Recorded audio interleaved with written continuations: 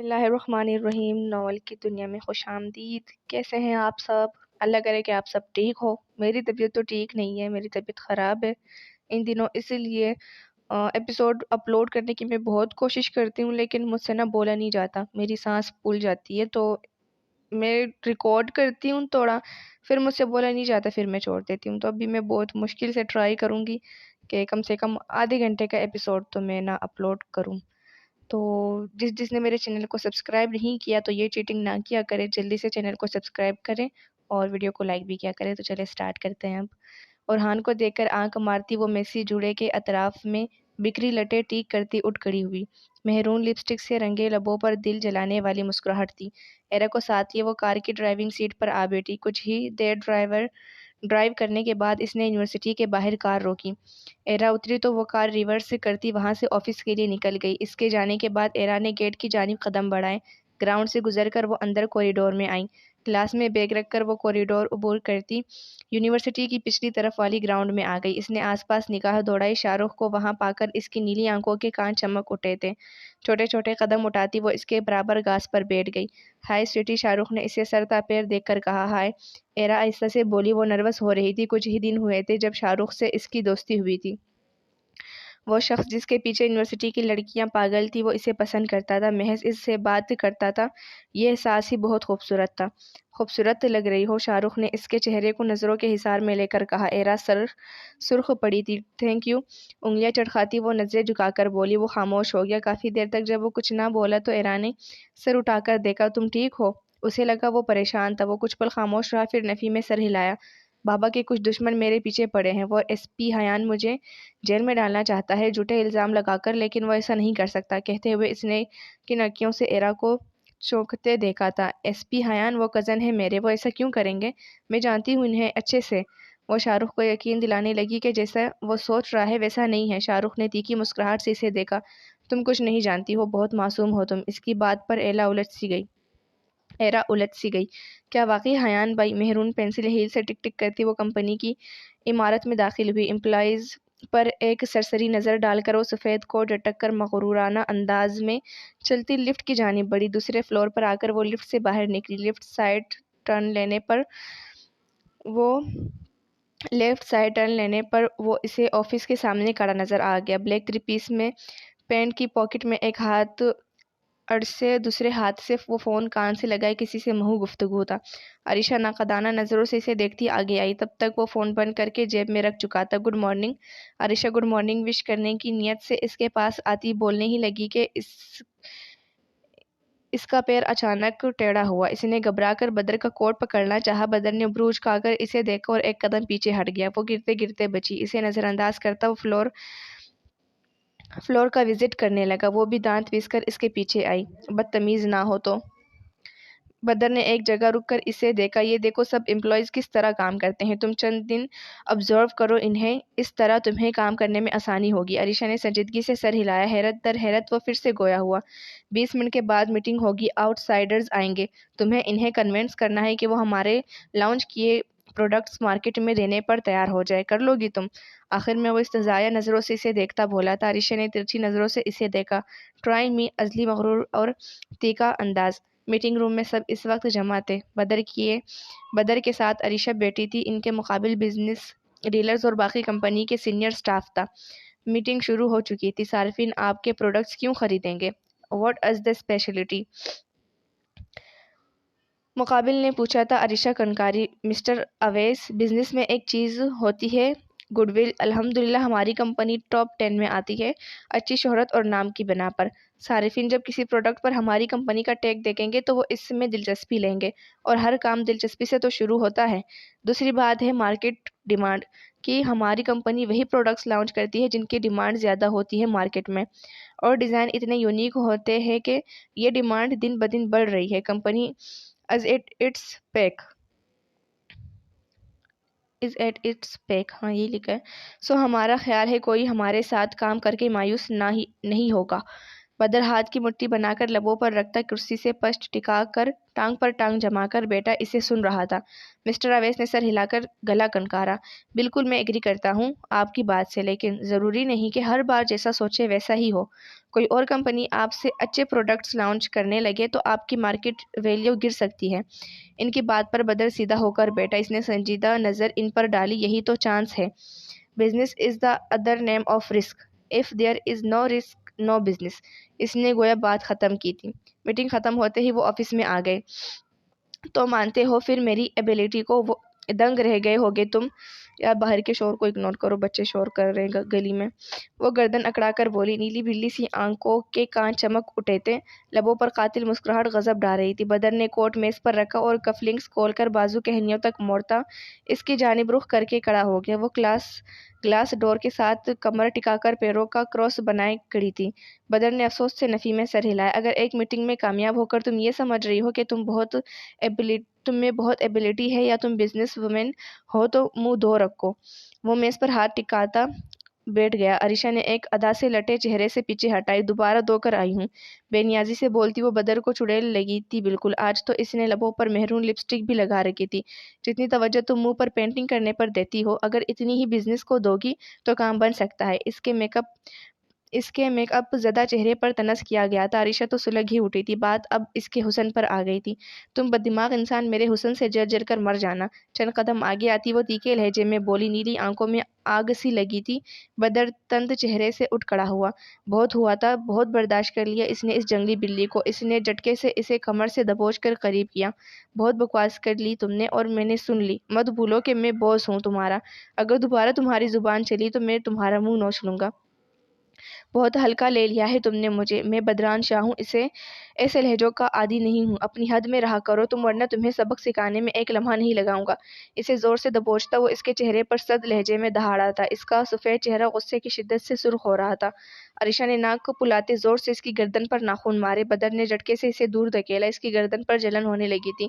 ایک نمبر کے بدتمیز اور جاہل انسان ہو۔ میں نے پپا کو بتایا نا تو وہ ایک دن میں ہی تمہیں رخصت کر دیں گے۔ زور سے بولتی وہ تن فن کرتی آفس سے باہر نکلی۔ چہرے کو نارمل کر کے اس نے کوٹ ٹی کیا جانے سے پہلے وہ پلٹی اور زور سے ہیل گلاس ڈور پر مار کر وہاں سے نکل گئی۔ بدر نے تیش سے اسے دیکھا اور وہ خطرناک تیوروں سے اس کے پیچھے گیا اور گہنی سے پکڑ کر کھینچتا اسے آفس میں لا پٹکا۔ تمہارے باپ کا مال ہے یہ جو روز برباد کرتی ہو؟ غصے سے بولتے اس کی گردن کی رگیں پھول گئی، چہرہ گویا لال ٹماٹر ہو گیا تھا۔ عریشہ خونخوار نظروں سے اسے دیکھتی اس پر جھپٹی۔ میرے باپ کے بارے میں ایک لفظ بھی کہا تو منہ توڑ دوں گی تمہارا۔ اس کے گریبان کو پکڑتی وہ بولی۔ نہیں غرائی تھی۔ دونوں کے چہرے لال ببو کے ہو رہے تھے۔ سرمئی آنکھوں کے کانچ نیلی تیز آنکھوں کے کانچ میں چبھے ہوئے تھے۔ اپنی لڑائی میں دونوں محسوس نہ کر سکے کہ وہ دونوں ایک دوسرے کے بہت قریب آ چکے تھے۔ بدر نے احساس ہونے پر اسے ضرور جھٹکا۔ مجھے کوئی انتہائی قدم اٹھانے پر مجبور نہ کرو، ایسا نہ ہو کہ کل کو خود سے بھی منہ چھپاتی پھروں۔ اس پر آخری نظر ڈالتا وہ سرد لہجے میں بولا، ایسا ٹرا دینے والا لہجہ، یہ خوش فہمی نکال دو دل سے کہ تمہاری ان بکواس دھمکیوں سے ڈر جاؤں گی میں۔ عریشہ نام ہے میرا، الٹ ہوں اپنے نام کے، ڈرتی نہیں ڈراتی ہوں، تیکھے لہجے میں کہتی وہ بجلی کی سپیڈ سے نکل گئی۔ وہ اپنے جہازی سائز بیڈ پر اوندا پڑا سو رہا تھا۔ جسم شرٹ کی قید سے آزاد تھا۔ اس کا بے حد کثرتی جسم اس بات کو آیا کرتا تھا کہ اسے جنون کی حد تک باڈی بلڈنگ کا شوق ہے۔ تکیے میں چیپے اس کے چہرے میں سائیڈ سے ابرو میں لگا ترچھا کٹ جھلک رہا تھا۔ سرخ برے برے لب آپس میں پیوست تھے، بھویں ازلی انداز میں سکڑی ہوئی تھی جسے نیند میں بھی اس کے مغرور انداز کے قائم رکھ رہی تھی۔ زور سے دروازہ دڑدڑانے کی آواز پر اس نے پٹ سے آنکھیں کھولی۔ آنکھوں کے گہرے بھورے کانچ نیند ٹوٹنے کے باعث سرخ ہو رہے تھے۔ اس کی نیند بہت کچی تھی، معمولی آہٹ پر بھی وہ جاگ جاتا تھا۔ وہ اٹھ بیٹھا، اس کا کسرتی سینہ نمایاں ہوا تھا۔ اس نے بیڈ پر گری اپنی شرٹ پہنی اور اٹھ کر دروازہ کھولا۔ مہابیر اس کے کمرے میں داخل ہوا۔ اس کا سنجیدہ چہرہ کچھ غلط ہونے کی نشاندہی کر رہا تھا۔ اپنا موبائل آن کرو، مہابیر کہہ کر لب بینچ گیا۔ اس کی گرے آنکھوں میں غصے کی سرخی تھی۔ عرش نے فوراً موبائل آن کیا تو سامنے ہی حیان، رمل اور بدر کی بے شمار مسڈ کالز اور میسیجز نظر آئے۔ اس نے ایک ویڈیو لنک کھولا جو رمل نے اسے بھیجا تھا۔ ویڈیو دیکھتے ہی اس کا چہرہ خطرناک حد تک سرد ہوا تھا۔ عرش نے فوراً موبائل آن کیا تو سامنے ہی حیان، رمل اور بدر کے بے شمار مسڈ کالز اور میسیجز نظر آئے۔ یار یہ بار بار کیوں لکھا جاتا ہے اس میں؟ ویڈیو دیکھتے ہی اس کا چہرہ خطرناک حد تک سرد ہوا تھا، لب سختی سے بینچے وہ موبائل پر چلتی ویڈیو دیکھ رہا تھا جس میں حیا خان روتے ہوئے اس بات کا اقرار کر رہی تھی کہ مشہور ماڈل عثمان شان نے اسے دھوکے سے اپنے جال میں پھنسا کر اس کے ساتھ زبردستی کرنے کی کوشش کی ہے۔ وہ اور بھی بہت کچھ کہہ رہی تھی۔ عرش جبڑے بینچ کر اٹھ کھڑا ہوا، غصے کی شدت سے اس کا چہرہ سرخ پڑ رہا تھا، گہری بری آنکھوں کا رنگ سیاہی مائل ہوا تھا۔ مہابیر نے اس کے کندھے پر ہاتھ رکھا۔ عرش ہم تمہارے ساتھ ہیں، تم فکر مت کرو، میں نے حیان کو کہا ہے۔ عرش نے نفی میں سر ہلایا۔ نہیں بابا، کسی سے کچھ کہنے کی ضرورت نہیں ہے، یہ میرا معاملہ ہے، اسے میں ہی نپٹاؤں گا۔ کمرے میں گھٹن جیسے بڑھتی ہوئی محسوس ہو رہی تھی۔ ارشما پریشان چہرہ لیے اندر آئی، لب کاٹتی وہ ان دونوں کو بات کرتے دیکھنے لگی۔ اس کے بیٹے پر کیسا گھٹیا الزام لگاتا، اس کا تو دل ہی چلنی ہو گیا تھا۔ بیٹا غصے میں ہوش نہ گنوا بیٹے، تمہاری معمولی سی غلطی اس لڑکی کے الزام کو سچ ثابت کر سکتی ہے۔ مہابیر کے متفکر ہونے پر عرش نے ایک پل کو ان کی آنکھوں میں دیکھا۔ مجھ پر بھروسہ رکھے بابا، میں سب ٹھیک کر لوں گا۔ اس کی آنکھیں چمکی تھیں، بالکل شاہین کی طرح۔ ارشما کو پریشانی سے خود کو دیکھتے پا کر اس نے آگے بڑھ کر نرمی سے اس کا سر چوما۔ ماما پریشان نہ ہوں آپ، میں سب ٹھیک ہو جائے گا۔ انہیں تسلی دے کر وہ کبرڈ سے سفید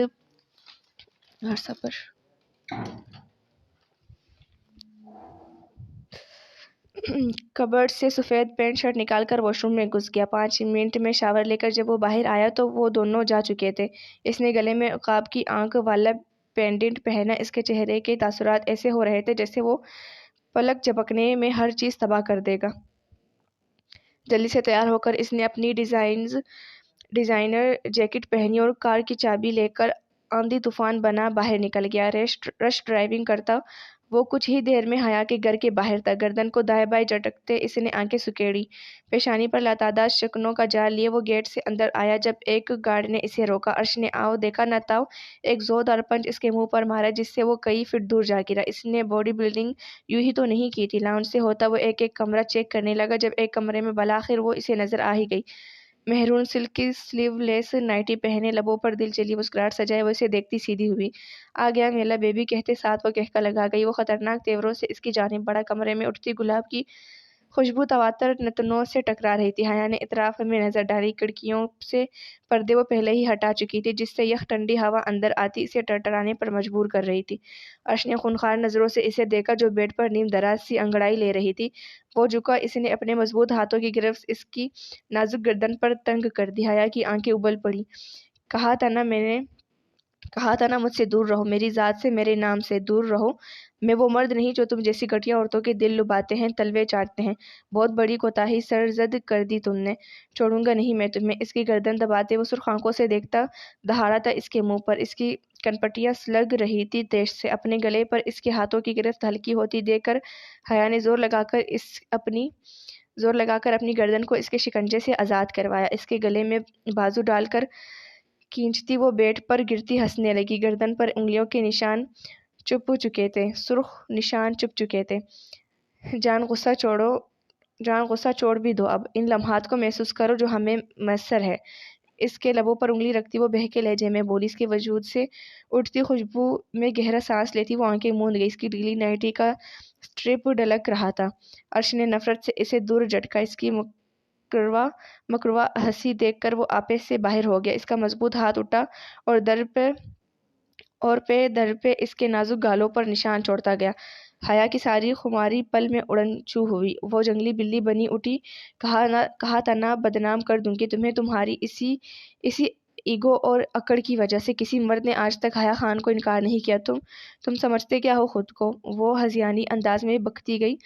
عرش نے تیکھی سرد نظروں سے اسے دیکھا۔ نواب سمجھتا ہوں خود کو، پیدائشی نواب، وہی گو ٹو ہیل انداز۔ آخر کس چیز کی کمی ہے مجھ میں؟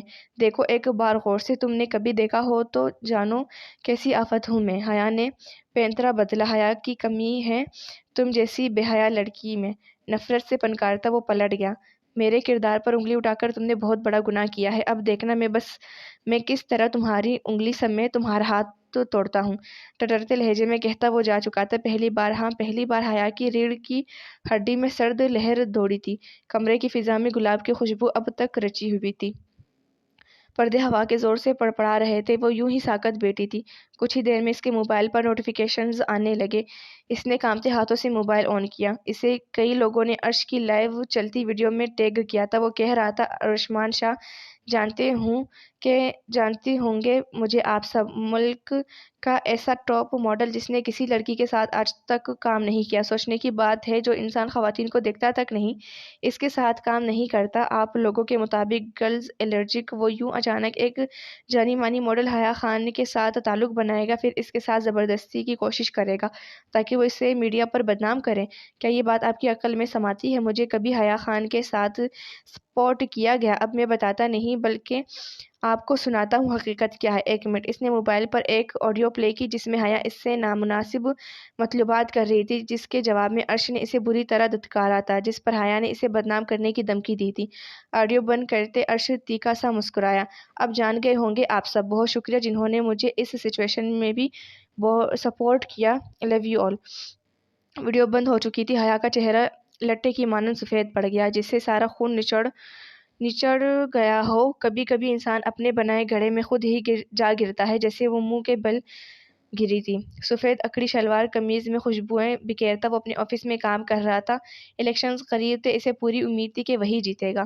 وہ پچھلے سالوں کی ترقیاتی منصوبوں پر غور و خوض کر رہا تھا جب انٹر کام بجا۔ اس نے ریسیور اٹھا کر کان سے لگایا۔ اچھا بھیج دو۔ پیچھے ہو کر رولنگ چیئر سے پشت لگاتا وہ پرسوچ نظروں سے گلاس ڈور کے پاس بالکنی میں لہلہاتے پودوں کو دیکھنے لگا۔ نعیم بیگ نوک کر کے اندر آیا۔ اس نے ستائشی انداز میں پورے آفس کا جائزہ لیا۔ آفس کی دیواریں گرے اور وائٹ تھی۔ اسی مناسبت سے کمرے میں ضروری فرنیچر تھا۔ بالکنی سے نظر آتا منظر بلاشبہ روح کو سکینت بخشتا تھا۔ میر حاصل اس کی طرف متوجہ ہوا۔ السلام علیکم میر جی۔ اس نے آگے بڑھ کر مصافحہ کیا۔ میر نے سر کو خم دیتے جواب دیا، البتہ شہد رنگ چمکیلی آنکھیں مقابل کو کھوج رہی تھی۔ کیسے آنا ہوا نعیم صاحب؟ حریف کے آفس میں، وہ بھی الیکشنز کے نزدیک۔ کان میں چمکتے ڈائمنڈ ٹاپس کو چھوتے وہ دھیما سا مسکرائے، جس سے اس کے گال میں ڈمپل پڑا۔ وہ جی، آپ تو سمجھدار ہیں، سمجھ گئے ہوں گے میری آمد کا مقصد بھی۔ ہم نے الحمدللہ 10 تعلیمی ادارے کھولے ہیں پچھلے دنوں میں۔ دیکھیں جی، ہم تو عوام کی خدمت کر رہے ہیں۔ ہم چاہتے ہیں آپ یہ الیکشنز چھوڑیں اور ہم سے ہاتھ ملا لیں۔ میرا بھائی علیم بیگ کھڑا ہو رہا ہے الیکشنز میں، اور آپ تو جانتے ہیں ہم پرانے کھلاڑی ہیں۔ ہم سے ہاتھ ملا لیں گے تو فائدے میں رہیں گے۔ وہ میٹھے لہجے میں بولا تو میر حاصل نے مصنوعی ستائش سے ابرو اٹھایا۔ 10 بندے مار کر 10 اسکول! ہم واقعی آپ بہت خدمت کر رہے ہیں عوام کی۔ I am impressed. وہ ذرا آگے ہو کر شیشے کی میز پر ہاتھ رکھتا اسے بہت کچھ باور کروا گیا۔ نعیم بیگ برا منائے بغیر ہنس دیا۔ دیکھیں جی، اسکولوں میں 10,000 بچے بھی تو پڑھیں گے۔ 10 بندے 10,000 بچوں کے لیے اتنی قربانی تو دے ہی سکتے ہیں۔ ہم تو ملک کا مستقبل محفوظ کر رہے ہیں۔ اس کی سنگ دلی پر میر نے دانت پیسے۔ کیا عوام قبول کرے گی تمہاری یہ قربانی؟ نعیم بیگ نے ناک سے جیسے مکھی اڑائی تھی۔ لوگوں کا کیا ہے؟ چھوڑے جی، اللہ معاف کر دیتا ہے، لوگ تو کسی حال میں خوش نہیں ہوتے۔ کہتے ساتھ وہ اٹھ کھڑا ہوا۔ چلتا ہوں، انتظار رہے گا آپ کے جواب کا۔ امید ہے آپ مایوس نہیں کریں گے۔ ہاتھ ماتھے تک لے جاتا وہ آفس سے نکل گیا۔ میر نے غصے سے اس کی پشت کو دیکھا۔ شہد رنگ آنکھوں میں گہری سوچ کی پرچھائی تھی۔ زنیشا بیٹا، سارا سامان پیک کر لیا؟ ارشما پکارتی ہوئی اس کے کمرے میں آئی۔ زنیشا کو گمسم بیٹا دیکھ کر وہ اس کے پاس بیٹھ گئی۔ کیا ہوا؟ میرے بچے کو اداس ہو؟ اس کے بال نرمی سے سنوارتی وہ پیار سے بولی۔ زنیشا نے منہ بسور کر اسے دیکھا۔ ماما، مجھے تو کچھ بھی سمجھ نہیں آ رہا کہ ہو کیا رہا ہے۔ پہلے اچانک آپ نے میرا نکاح کر دیا اور اب کہہ رہے ہیں کہ مجھے ابراہیم بھائی سوری ابراہیم کے ساتھ جانا ہوگا۔ آپ جانتی ہیں میں آپ لوگوں کے بغیر نہیں رہ سکتی۔ یہ سب کچھ مجھے بہت ہی عجیب لگ رہا ہے۔ جنہیں میں بچپن سے بائی بائی کہتی رہی، ان سے میری شادی ہو گئی اور اب مجھے آپ سب کو چھوڑ کر جانا پڑ رہا ہے۔ میں کیسے رہوں گی وہاں؟ وہ روحانسی ہو گئی۔ ارشما نے محبت سے اسے ساتھ لگایا۔ میرا پیارا بیٹا، اس میں پریشانی والی کیا بات ہے؟ ابراہیم جیسا شوہر ملنے پر لڑکیاں رشک کرتی ہیں خود پر۔ آپ کو اپنے بڑوں پر یقین نہیں ہے کیا؟ آپ کے لیے اچھا سوچا ہے ہم نے۔ اور جہاں تک بات ہے آؤٹ آف کنٹری جانے کی، تو ہمیشہ کے لیے توڑی بھیج رہے ہیں ہم اپنی بیٹی کو۔ ابراہیم کو مشن کے لیے ملک سے باہر جانا ہے۔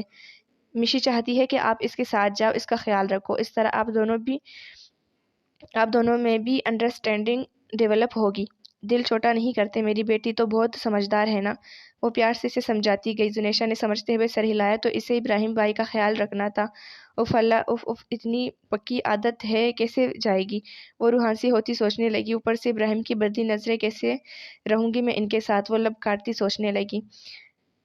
ان ہیلر رکھ لیا تھا ساتھ؟ ارشما نے خیال آنے پر فوراً پوچھا۔ جی ماما، رکھ لیا تھا، اسے میں کیسے بھول سکتی ہوں؟ منہ بناتی اس کے کندھے پر سر ٹکا گئی۔ گڈ، تمہیں کبھی سانس لینے میں تکلیف ہو تو فوراً ابراہیم کو بتانا، ٹھیک ہے؟ اس کا گال تپا کر وہ اٹھی تو زنیشا محض سر ہلا کر رہ گئی۔ پلین میں ابراہیم کے ساتھ والی سیٹ پر وہ ڈری سہمی بیٹھی تھی۔ سب گھر والوں سے ملتے وقت وہ بہت روئی تھی۔ دل اتنا عجیب ہو رہا تھا کہ اسے بے اختیار بار بار رونا آ رہا تھا۔ ابراہیم اس کی کیفیت خوب نوٹ کر رہا تھا۔ ہاتھوں میں جوس کے 2 کین پکڑے وہ اس کے برابر والی سیٹ پر آ بیٹھا۔ وہ اس وقت گرے سویٹر کے ساتھ بلیک پینٹ پہنے ہوئے تھا۔ جیکٹ اس نے سیٹ کی پشت پر ڈال رکھی تھی۔ براؤن لانگ کوٹ اور جینز میں ملبوس اپنی خفاسی بیوی کو دیکھ کر اس نے نچلا لب دانتوں میں دبایا۔ اس نے سامنے دیکھتے جوس کا کین زنیشا کی طرف بڑھایا۔ مجھے نہیں پینا، وہ خفا لہجے میں بولی۔ یوں لگتا تھا وہ ابھی رو دے گی۔ کیا ہوا، مجھے بھی نہیں بتاؤ گی؟ ابراہیم کا پوچھنا تھا کہ وہ اس کے کندھے سے سر ٹکا کر پوٹ پوٹ کر رونے لگی۔ اس کے یوں رونے پر ابراہیم نے لب بھینچے۔ وہ سمجھ سکتا تھا اس کی کیفیت۔ اس نے سر جھکا کر اپنے کندھے سے لگی بیوی کو دیکھا۔ گہری سانس لے کر وہ آہستہ آہستہ اس کا سر تبکنے لگا۔ جو ہی پلین اڑنے لگا، زنیشا نے اس کے بازو پر گرفت مضبوط کر لی۔ اٹس اوکے، کچھ نہیں ہوا، سب ٹھیک ہے۔ ابراہیم نے اس کے ڈر کو محسوس کر کے اس کے گرد بازو پھیلا لیا۔ شمالی یورپ میں واقع خوش باشوں کے ملک کنگڈم آف ڈنمارک کی سرزمین پر انہوں نے قدم رکھا تھا۔ خوشحالی اور امن کی فضا میں گہرا سانس لیتے وہ اپنا سامان پکڑ کر کیب کی طرف بڑھے۔ ہوا سے ان کے بال پڑپڑا رہے تھے۔ ابراہیم نے اس کا ہاتھ تھاما اور اس کے ساتھ کیب کی طرف بڑھا۔ ڈنمارک میں زیادہ تر ڈینش زبان بولی جاتی تھی۔ دوسری زبانوں میں جرمن بھی شامل تھی۔ چونکہ ابراہیم جرمن جانتا تھا، اس لیے وہ ڈرائیور سے جرمن زبان میں بات کرنے لگا۔ زنیشا منہ کھولے اسے دیکھنے لگی۔ ابراہیم نے جیب سے وہاں کے کرنسی نوٹ نکالے اور ڈرائیور کو تھما کر کیب کا پچھلا دروازہ کھولا۔ چہرے پر آئے بالوں کو ہاتھ کی مدد سے پیچھے کرتی وہ کیب میں بیٹھ گئی۔ ابراہیم کے بیٹھنے پر ڈرائیور نے کیب سٹارٹ کر دی۔ ہم کہاں جا رہے ہیں؟ وہ سوئی آنکھوں سے ابراہیم کو دیکھنے لگی۔ ابراہیم نے آرام دہ حالت میں بیٹھتے اسے دیکھا۔ کوپن ہیگن جا رہے ہیں، وہیں پر ہمارا گھر ہے۔ تمہیں یہ جگہ پسند آئی؟ اس سب میں پہلی بار زنیشا کے چہرے پر مسکراہٹ آئی۔ بہت خوبصورت ہے یہ جگہ، میں نے سوچا تھا یہاں آ کر پتہ نہیں کیسا محسوس کروں گی، لیکن مجھے بہت اچھا لگ رہا ہے سب کچھ۔ کتنا سکون ہے یہاں پر اور اتنا پیارا موسم۔ وہ ہاتھ کی پرش سے چہرے پر آتے بال ہٹاتی بچوں کے سے انداز میں بولی۔ وہ ذرا سا مسکرایا۔ ہوا کے زور سے اس کی پیشانی پر بال بکھرے ہوئے تھے۔ گرے سویٹر میں نرمی سے اسے دیکھتا وہ اچھا لگا تھا اسے۔ تمہیں نیند آ رہی ہے، سو جاؤ، ابھی ہمیں وقت لگے گا وہاں پہنچنے میں۔ وہ اس کی سرخ سوجھی ہوئی آنکھوں کو دیکھتا ہوا کہنے لگا جو نیند کی وجہ سے بوجھل ہو رہی تھی۔ زنیشا نے سر ہلایا۔ جی بہت نیند آ رہی ہے، میں تو ٹھیک سے سو بھی نہیں پائی، اور آپ کو پتہ ہے میں اتنا تگ گئی ہوں۔ منہ بنا کر بولتی وہ سیٹ کی پشت سے سر ٹکا گئی۔ وہ بھی نرمی سے اسے دیکھتا آنکھیں موند گیا۔ سر واچ مین نے کنفیس کر لیا ہے۔ علی کی اطلاع پر ٹانگ رکھ کر بیٹا حیان سیدھا ہو بیٹا۔ Good, very good. اس کا اقرار جرم ریکارڈ کر لیا ہے ہم نے۔ وہ مان چکا ہے، اس نے ہی شاہ رخ کی مدد کی تھی اندر جانے میں۔ علی چمکتی آنکھوں سے اسے بتاتا گیا۔ حیان اٹھا لو اسے یونیورسٹی سے، اس کی خدمت کا وقت ہوا چاہتا ہے، ماں بدولت خود کریں گے۔ حیان کی گھنی مونچھوں تلے انابی لب ہلکی مسکراہٹ میں ڈلے۔ سگریٹ کو ایش ٹرے میں مسل کر وہ آفس سے باہر گیا۔ علی نے بھی اس کی پیروی کی۔ چھوڑو، مجھے کیوں لائے ہو یہاں؟ چھوڑو، سمجھ نہیں آ رہا میں کیا کہہ رہا ہوں؟ وہ مسلسل خود کو کانسٹیبلز کی سخت گرفت سے چھڑانے کی کوشش کرتا چلا رہا تھا۔ وہ کان بند کے تانے میں داخل ہوئے اور اسے سیل میں بند کر دیا۔ وہ مسلسل گلا پاڑتا چلا جا رہا تھا جب حیان اس کے سامنے آیا۔ اس کے اشارے پر کانسٹیبل نے سیل کا لاک کھولا۔ شاہ رخ نے نفرت سے حیان کو دیکھا۔ اس کی آنکھیں سرخ ہو رہی تھیں جبکہ لب ہولے سے کانپ رہے تھے۔ حیان اندر آیا۔ اس نے نظروں سے اسے اندر رکھی ایک کرسی پر بیٹھنے کا اشارہ کیا۔ علی بھی اس کے پیچھے سیل میں آدھا ہاتھ باندھ کر کھڑا ہو گیا۔ جب شاہ رخ نے اس کی بات پر نفرت سے منہ پھیر لیا تو حیان کی پیشانی پر بل پڑے۔ اس کی سیاہ آنکھوں کے کانچ مزید گہرے ہو گئے۔ اس نے شاہ رخ کو دھکا دیا جس پر وہ لڑکھڑاتا کرسی پر گر گیا۔ حیان نے اپنی مخصوص خاکی پینٹ سے بیلٹ نکال کر ہاتھ پر لپیٹی اور ایک کرسی گھسیٹ کر اس کے مقابل بیٹھا۔ اس لڑکی سے کیا دشمنی تھی تمہاری، بولو؟ سر لہجے میں پوچھا گیا۔ مجھے نہیں پتا کس کی بات کر رہے ہو، شاہ رخ نے اس کی آنکھوں میں آنکھیں گاڑ کر بے خوفی سے کہا۔ حیان نے سر ہلایا۔ وہ ایک دم آگے ہوا اور اسے بالوں سے پکڑ کر اس کے منہ پر دھاڑا۔ سب بتاؤ گے تم، تمہارے اگلے پچھلے بھی مانیں گے۔ شاہ رخ نے تکلیف سے آنکھیں میچی۔ آپے سے باہر ہوتا وہ چیخ پڑا، تمہارا باپ بھی نہیں اگلوا سکتا، میرے باپ تک پہنچنے دو خبر۔ پھر ایک کو دیکھ حیان کا باری ہاتھ اٹھا، چٹاخ اس کے منہ پر پے در پہ تپڑ مارتا وہ کرسی گھسیٹ کر اٹھا۔ میرے باپ کو ضرورت بھی نہیں تجھ جیسے سے اگلوانے کی، تیرے باپ کا باپ یعنی ایس پی حیان ہی کافی ہے تجھے۔ حیان نے اسے گریبان سے پکڑ کر اٹھایا، ہاتھ پر لپٹی بیلٹ کھول کر اسے پیٹنے لگا۔ شاہ رخ مسلسل اپنا بچاؤ کرتا چیخ رہا تھا، اس کا گلا بیٹھ گیا تھا، جسم پوڑے کی طرح دکھ رہا تھا۔ علی نے حیان کی طرف پانی بڑھایا جو پسینے میں شرابور ہو چکا تھا۔ پانی کا گلاس ایک سانس میں خالی کر کے اس نے گلاس واپس لوٹایا۔ خاکی شرٹ کے بازو کہنیوں تک موڑتے وہ تند نظروں سے زمین پر گرے شاہ رخ کو دیکھتا، اس کے سامنے زور سے کرسی رکھ کر بیٹھا۔ حیان کو اپنے پاس دے کر شاہ رخ خود کو گھسیٹتا پیچھے ہٹاتا۔ اس کے چہرے اور جسم پر جا بجا نیل اور زخم تھے جن سے ذرا ذرا خون رس رہا تھا۔ چھوڑ دو مجھے، میرے پاپا کو جانتے نہیں ہو اب بھی تم لوگ، بہت برا حشر کریں گے تم سب کا۔ وہ حلق تر کرتے پھر سے انہیں ڈرانے کی کوشش کرنے لگا، لیکن جانتا نہیں تھا کہ سامنے وہ شخص تھا جو خدا کے سوا کسی سے نہیں ڈرتا تھا۔ چپ! حیان کی داڑھ پر وہ ڈر کر خاموش ہو گیا۔ اب تجھ سے کچھ سوال کریں گے، سچ سچ جواب دینا۔ تمہارے خلاف ثبوت اور گواہ ہمیں مل چکے ہیں، اس لیے جھوٹ بولنے کا اب کوئی فائدہ نہیں۔ وہ چپ رہا، گہرے سانس لیتا، وہ جسم سے اٹھنے والی تکلیف ضبط کر رہا تھا۔ حیان نے بیلٹ سائڈ پر رکھی، علی نے ریکارڈر آن کیا۔ ہیرا انور کے مرڈر کی رات تم کہاں تھے؟ اپنے گھر پر سو رہا تھا۔ رات 11 سے 1 بجے کے درمیان تم کہاں تھے؟ سپاٹ لب و لہجہ: میں نے کہا نا، گھر پر سو رہا تھا، قدرے اکتائے لہجے میں جواب دیا گیا۔ واچ مین نے 11 سے 1 بجے کے درمیان تمہیں اس کے کمرے کی طرف جاتے دیکھا ہے۔ اس بات پر وہ اکڑ گیا۔ بکواس کرتا ہے، وہ جھوٹ بول رہا ہے، وہ انتہائی بدتمیزی سے بولا۔ حیان نے رکھ کر ایک زوردار تھپڑ اس کے منہ پر لگایا۔ آواز نیچے تانے میں ہو، اپنے باپ کے گھر نہیں۔ شاہ رخ منہ پر ہاتھ رکھتا جھک گیا، اس کے منہ سے خون نکلنے لگا۔ میں نے کچھ نہیں کیا، میں نے اس کو نہیں مارا، چھوڑ دو مجھے، میں اس کی کمرے میں نہیں گیا، مجھے یہ بھی نہیں پتا اس کا ہاسٹل کہاں ہے، پلیز مجھے چھوڑ دو۔ لا علمی میں وہ اقرار کر گیا۔ حیان کے چہرے پر مسکراہٹ در آئی، اپنی فتح پر اس کی آنکھیں چمک اٹھی تھی۔ ہم نے کب کہا کہ وہ ہاسٹل میں رہتی تھی؟ اس کی بات پر شاہ رخ کا رنگ اڑ گیا، گلے میں گلٹی ابھر کر معدوم ہو گئی۔ اپنی بات کا اثر زائل کرنے کے لیے وہ ان پر چیخنے لگا، تم لوگ پھنسا رہے ہو مجھے، اپنی باتوں میں الجھا رہے ہو، جاہل ہو تم، معصوم پر الزام لگا رہے ہو، میں چھوڑوں گا نہیں تمہیں۔ ہذیان بکتا وہ حیان پر جھپٹا۔ حیان پھرتی سے اسے قابو کر کے ایک بار پھر سے اس کی ٹکائی کرنے لگا، تم معصوم ہو تو گنہگار وہ ہے جسے موت کے گھاٹ اتار دیا تم جیسے جانوروں نے، جس کی آبرو لوٹ کر اس کے گھر والوں کو جیتے جی مار دیا۔ بولو، وہ ہے قصوروار؟ وہ اتنی اونچی دھاڑا کے سیل کے باہر کھڑے کانسٹیبل بھی ایک پل کو ڈر گئے۔ حیان کیا کر رہے ہو؟ چھوڑو اسے، میرا آرڈر ہے، ابھی اسے آزاد کر دو۔ ڈی سی پی کی آواز پر حیان تیکھی مسکراہٹ چہرے پر سجائے پلٹا، سر آئیں، آپ کی بھی خدمت کرتے ہیں۔ علی کرسی لاؤ، اس کے سرد لہجے میں چبھی دھمکی پر ڈی سی پی نے وہاں سے ہٹنے میں ہی عافیت جانی۔ اس وقت حیان کا دماغ خراب ہو چکا تھا۔ لب کاٹتے انہوں نے ڈی آئی جی کو فون کر کے معاملے کی سنگینی کا احساس دلایا۔ ڈی سی پی کے جاتے ہی وہ دوبارہ شاہ رخ کی طرف متوجہ ہوا جو روتا ہوا اپنے زخموں کو دیکھ رہا تھا۔ کیا حال کر دیا میرا، مجھے دوائی دو، پٹی کرو، یہ دیکھو خون نکل رہا ہے۔ اس کے حکمیہ انداز پر حیان علی کو دیکھ کر ہنس پڑا۔ رسی جل گئی پر بل نہیں گیا۔ علی لاؤ ذرا دوائی، ہم مرہم پٹی کریں ان کی۔ اس کے اتنی جلدی مان جانے پر شاہ رخ بے یقینی سے اسے دیکھنے لگا۔ علی اچانک گیا اور پھر بوتل کے جن کی طرح حاضر ہو گیا۔ یہ لے سر، لیمن الٹرا پرومیکس مرہم۔ اس نے ایک بڑے سائز کا 2 ٹکڑوں میں کٹا لیموں حیان کی طرف بڑھایا، جسے دیکھ کر شاہ رخ کی آنکھیں پوری کھل گئیں۔ یہ کیا کر رہے ہو؟ پاگل ہو، دور رہو مجھ سے، وہ بوکھلا کر خوف سے کہتا پیچھے ہٹنے لگا۔ لیکن اس کے دیکھتے ہی دیکھتے حیان نے لیموں اس کے زخموں پر نچوڑ دیا۔ وہ ہذیانی انداز میں چیخنے لگا، اسے بھی درد ہوا ہوگا، وہ بھی چلائی ہوگی، اس درد کا کچھ حصہ تم بھی چکھو۔ اس کے کان میں سور پونگھ کر وہ ڈی آئی جی کا کال سننے باہر چلا آیا۔ پینٹ کی پاکٹ میں ہاتھ ڈالتے اس نے موبائل سپیکر پر ڈال کر جونیئر انسپکٹرز کو دیکھا۔ حیان ہیلو حیان، میری بات سنو، چیف نے میری بیٹی کو اغوا کروا لیا ہے۔ اس نے کہا ہے شاہ رخ کو چھوڑ دو، نہیں تو وہ میری بیٹی کا بھی وہی حال کرے گا جو ہیرا کا۔ بات ادھوری چھوڑ کر وہ پوٹ پوٹ کر رونے لگا۔ حیان سمیت باقی سب اپنی جگہ ساکت رہ گئے۔ ان کی آنکھیں جلنے لگی تھی تو کیا ظالم کی پھر سے جیت ہو جائے گی؟ حیان تم سن رہے ہو؟ میں بھیک مانگتا ہوں تم سے، میری بیٹی کو بچا لو۔ سیکنڈ کے ہزارویں حصے میں حیان کے لبوں نے حرکت کی۔ سر آپ فکر نہ کریں، آپ کی بیٹی کو کچھ نہیں ہوگا۔ فون بند کر کے اس نے علی کو دیکھا۔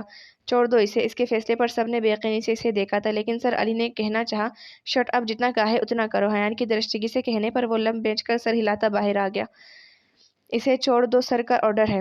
علی کے کہنے پر حوالدار نے سیل کا دروازہ کھول دیا۔ شاہ رخ خوشی و بے یقینی کے ملے جلے تاثرات سے اٹھا۔ آہ، تکلیف کی شدت سے اس کے منہ سے کراہ نکلی۔ ڈھکتے بدن کے ساتھ بامشکل لمبے لمبے قدم لیتا وہ تانے سے باہر نکل گیا۔ اسے ایک ایک حرف بتانا تھا پاپا کو۔ اس کی آنکھوں میں نفرت کی چنگاریاں پھوٹ رہی تھی۔ واپس حیان کے پاس آتے علی خاموشی سے اس کا چہرہ دیکھنے لگا۔ سر آپ نے اسے جانے دیا؟ جونیئر انسپکٹر نے سکوت کو توڑا۔ میں نے اسے جانے دیا، لیکن جانے نہیں دیا، سرسراتے لہجے میں کہتا وہ جا چکا تھا۔ چلے آج کے لیے اتنا ہی کافی ہے، کیونکہ مجھ سے بولا نہیں جا رہا، اور کل کا ایپیسوڈ بھی مجھے نہیں پتا کہ میں کس ٹائم اپلوڈ کروں گی، لیکن کوشش کروں گی کہ کل کے دن میں ہی اپلوڈ ہو جائے۔ اللہ حافظ۔